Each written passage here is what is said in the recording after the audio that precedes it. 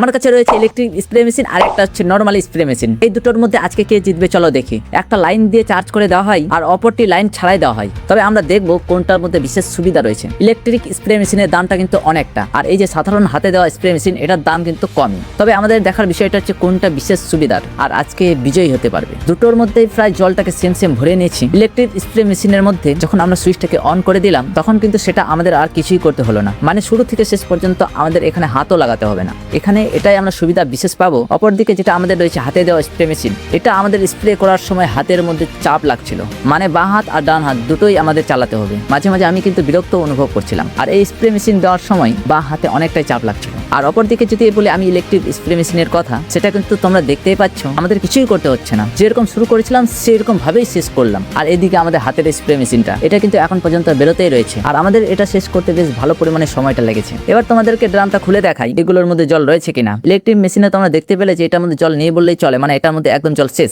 এবার আমাদের দেখতে হবে হাতে চালানো মেশিনে, আর এটার মধ্যে কিন্তু অনেকটা পরিমাণে জল রয়েছে। এক কথায় বলতে গেলে আজকের বিজয় হচ্ছে ইলেকট্রিক স্প্রে মেশিন। এটা দামে একটু বেশি হলেও কৃষকদের এটা দেওয়া অনেকটা সুবিধার। আর অপরদিকে তোমরা যে দেখতে পাচ্ছ ইলেকট্রিক ছাড়া স্প্রে মেশিনটা, এখানে কিন্তু অনেকটা সময় ব্যয় করতে হবে, তার সাথে হাতেও ব্যথা লাগতে পারে।